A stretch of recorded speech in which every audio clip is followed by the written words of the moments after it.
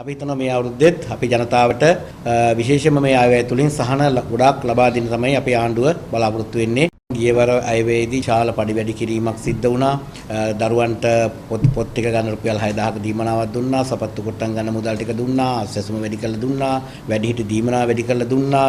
විශ්වවිද්‍යාල දරුවන්ගේ ශිෂ්‍යාධාරය වැඩි කරලා දුන්නා. අපි විශාල සහන ප්‍රමාණයක් ඒවායේ හරහා ලබා දුන්නා. අපි හිතනවා මේ අවුරුද්දෙත් අපි ජනතාවට විශේෂයෙන්ම මේ අයවැය තුලින් සහන ගොඩාක් ලබා දෙන්න තමයි අපේ ආණ්ඩුව බලාපොරොත්තු වෙන්නේ.